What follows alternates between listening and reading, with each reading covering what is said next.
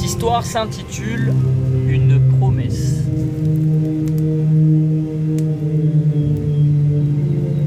C'est l'histoire de Elias et Anto. Elias et Anto, c'est des frérots. C'est les deux meilleurs potes comme il n'y a jamais eu.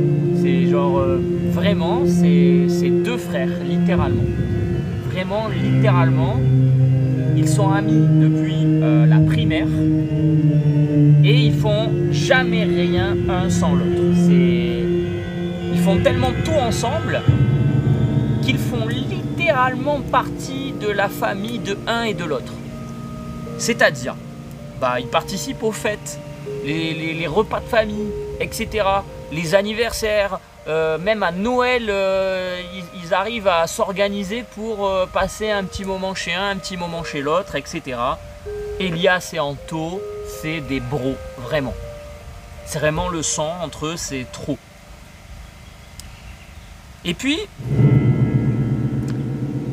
ils partagent aussi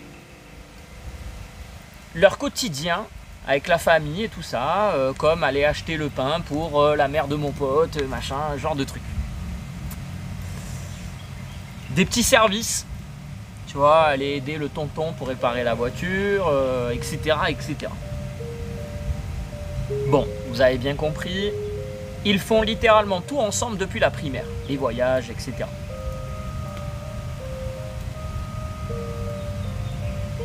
On arrive en 2018. En 2018, c'est Anto qui rentre dans l'armée. Anto rentre dans l'armée et plus précisément, il est affecté à un sous-marin. Ouais. Ils se verront plus tous les jours. Il y a même des moments où il est en mission, il doit partir des mois et des mois et des mois. Ils en discutent. Ils en discutent longuement parce que ils sont habitués à être tout le temps ensemble et à être l'un un pour l'autre. Et puis Anto, il fait une réflexion. Il se fait une réflexion à voix haute. Oh merde, mais comment je vais faire pour m'occuper de mon grand-père?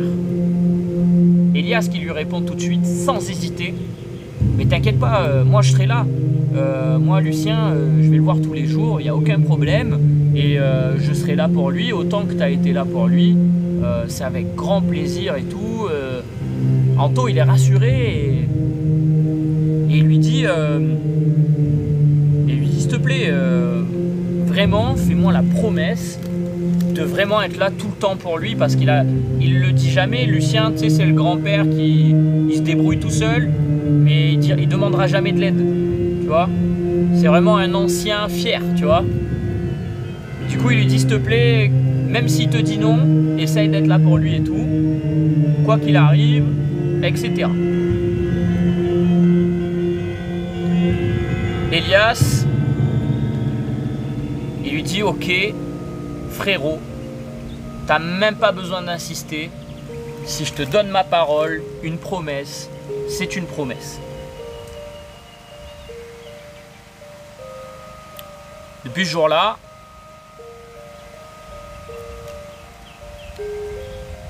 la promesse est faite.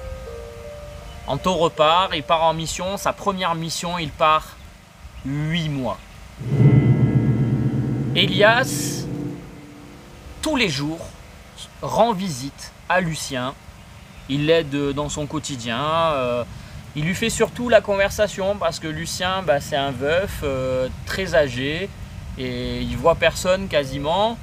Voilà, la famille, même s'il y a toujours un petit passage, mais tu sais, les oncles, les tantes et tout ça, donc du coup ses enfants et tout, ils sont dans leur vie, tu vois. Et souvent, et ça c'est triste et même moi j'y pense en vrai, souvent on laisse un petit peu nos anciens de côté alors qu'ils ont besoin de nous, juste des fois pour un simple bonjour, pour un petit appel, juste une visite, et on n'y pense pas assez. Et Lucien, bah, c'est un mec seul comme ça, parce que justement, sa famille, ils sont trop dans leur train-train quotidien et tout. Bah, il les voit aussi aux fêtes et tout, mais c'est pas suffisant. Entre les fêtes, le temps est long et on a le temps de déprimer, littéralement. Mais Elias, il est là. Il a donné parole. Il a donné sa promesse. Elias rendra visite tous les jours pendant les 8 mois d'absence d'Anto. Il rendra visite tous les jours à Lucien. Et il ira s'asseoir dans la cuisine pour discuter, pour échanger au maximum, pour parler de tout et de rien finalement, lui acheter son journal, etc. Essayer de le garder connecté avec la vie de tous les jours, tout simplement. Et puis lui donner le peu de nouvelles aussi qu'il reçoit de Anto. Parce qu'Anto, quand il est dans un sous-marin et tout, il peut pas avoir son téléphone portable et tout. Hein. Donc ils échangent beaucoup par courrier avec Elias. Plus facile, c'est beaucoup plus simple.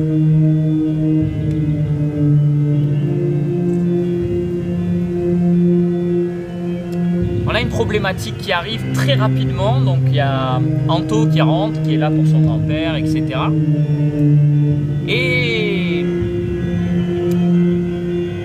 il repart en mission, il revient, il repart, il revient, il fait que ça. Et quand il part, c'est à coup de 6 ou 8 mois à chaque fois, c'est hyper long. Et on arrive à une problématique, vous le voyez venir. On était en 2018, on arrive très vite en 2019. Il y a eu quoi en 2019? Le Covid. Le Covid arrive. Anto, lui, il est toujours en mission. Malgré tout, il fait toujours ses petites missions et tout ça. Et Elias, lui, le Covid, il est un peu à l'arrêt par rapport à son taf et tout. Il peut plus trop taffer. La galère de thunes, la déprime, les confinements, il les vit très mal parce qu'en plus d'habitude, c'est quelqu'un qui bouge beaucoup, qui parle avec les gens, qui sort. Qui a une relation sociale avec son pote Anto qui est très très approfondie, et là tout tombe très mal. Au fur et à mesure, confinement, Elias il va s'isoler. Mais il va échanger quand même avec Anto par courrier et tout dès qu'il peut. Il va donner des nouvelles et puis Anto il voit bien qu'il y a quelque chose qui ne va pas. Il voit bien que son pote est vraiment au plus bas. Il voit bien qu'Elias, il y a quelque chose qui ne va pas. Même si c'est par courrier, il le sent. C'est son frère, c'est vraiment son frère de sang. Vraiment, c'est son bro, quoi. Le temps passe. Elias s'isole. Il s'excuse dans une lettre en disant... Anto, je sais que j'avais promis d'aller voir ton grand-père et tout, mais là c'est compliqué, moi je fais que m'isoler, et puis pour sortir c'est compliqué, etc. Mais promis Anto, promis, dès que tout ça c'est terminé, dès que les confinements, le Covid et tout ça c'est passé, promis Anto, promis, tous les jours, j'irai voir Lucien, tous les jours.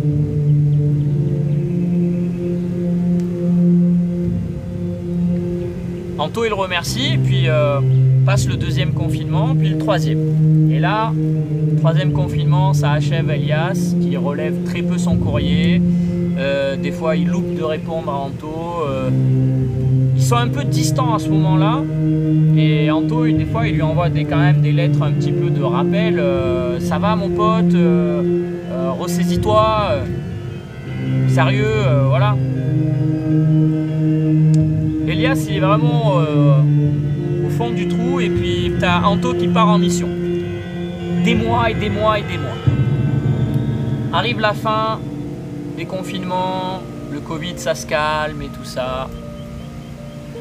Même s'il s'est isolé pendant tout ce temps, c'est le moment de libération là, quand on a prévenu tout le monde que tout le monde pouvait sortir, machin.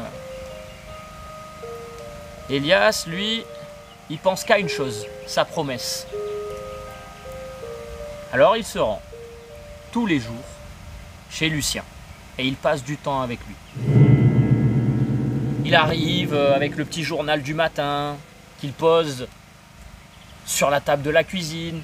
Il s'assoit avec Lucien. Lucien qui ouvre le journal et puis qui lit un petit peu voilà, le quotidien, ce qui se passe, etc.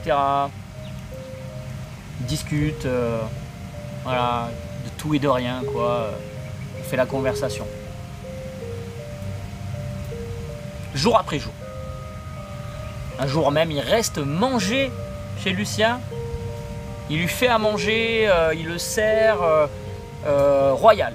Lucien vraiment royal, trop bien, trop bien. Et puis pendant des mois comme ça,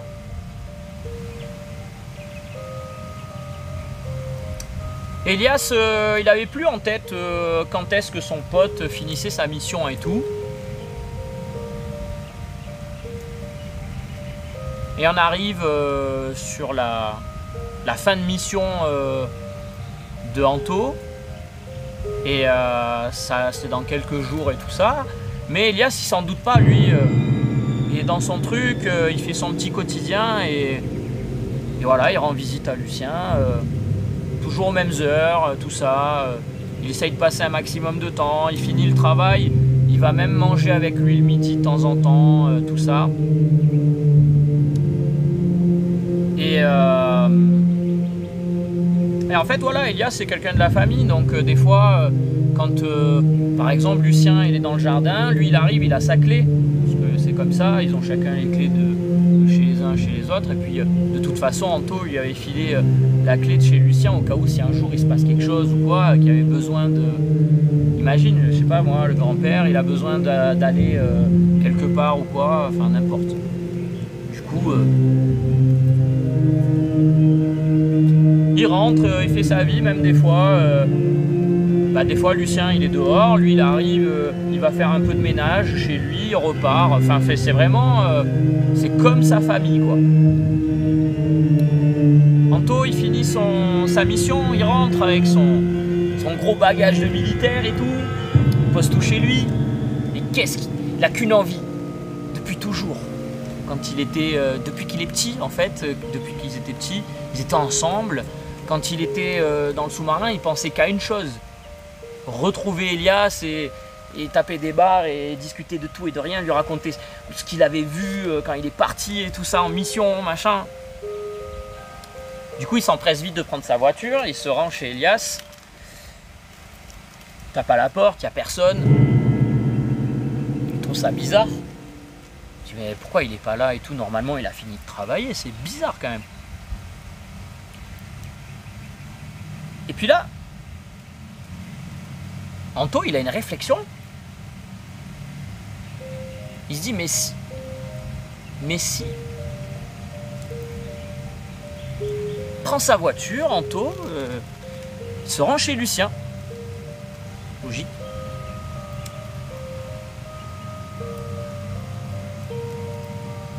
Il ouvre la porte, qui était ouverte du coup, parce que Elias était dedans.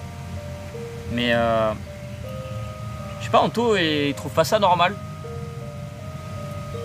Il rentre et il voit Elias qui est là.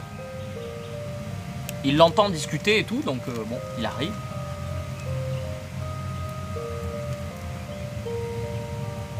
Il voit Elias assis à la table de la cuisine en train de discuter devant une assiette. Il est en train de manger.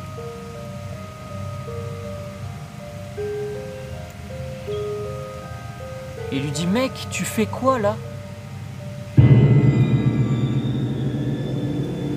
Qu'est-ce qui t'arrive? Elias, il se lève, il fait, oh mon frérot, il le prend dans ses bras. Et il lui dit, Anto, ben, j'ai tenu promesse.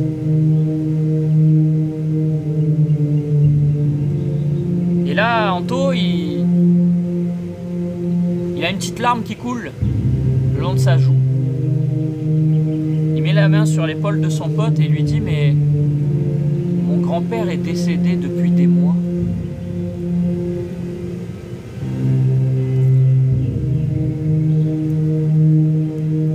Elias, il regarde autour de lui et tout.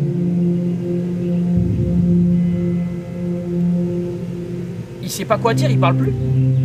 En fait. Et il regarde Anto, il lui dit « Ça va Anto? Tu vas bien ?» Et il lui dit « Bah oui, mais toi, est-ce que tu vas bien ?»« Bah oui, je te retrouve mon pote, t'es là. J'ai fait que penser à toi. J'ai tenu ma promesse mon pote. » Anto accompagne son pote jusqu'à la porte d'entrée, laissant derrière lui une table avec une pile de journaux, plusieurs assiettes avec de la nourriture moisie dedans.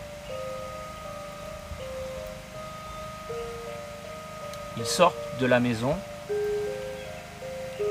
la porte se referme à clé et elle ne se réouvrira pas avant très longtemps.